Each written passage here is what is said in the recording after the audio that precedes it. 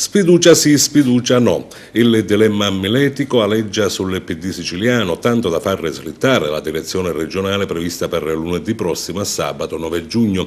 5 giorni in più per riflettere e valutare attentamente sull'ipotesi della mozione di sfiducia al governatore lombardo dopo lo strappo causato dal rimpasto di giunta.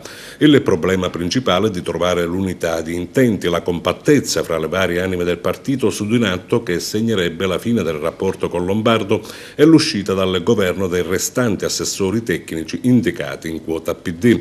Il segretario regionale dei Democratici Lupo non ha alcuna remora a parlare di mozione di sfiducia, ma sa che le resistenze ci sono e guarda l'alleanza con l'UDC che ha proposto al PD di votare assieme la mozione.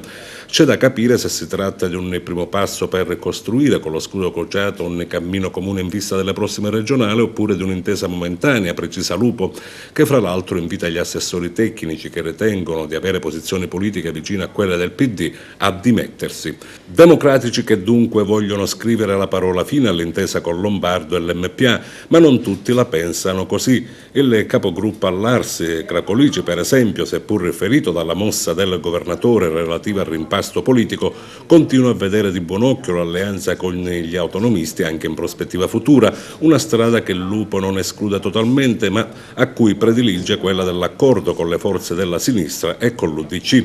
Insomma, il dibattito all'interno del PD siciliano diventa ancora più vivo e vibrante sulle strategie e le scelte da attuare per le consultazioni regionali che si danno per certa ad ottobre, al di là della mozione di sfiducia. E d'altronde, a prescindere dagli annunci, si ha una giustificata titubanza a credere che i parlamentari vogliano anticipare le elezioni di qualche mese perché tra il dire e il fare passano diverse constatazioni, fra cui una campagna elettorale fatta in piena estate e perché no la rinuncia agli ultimi lauti stipendi e privilegi.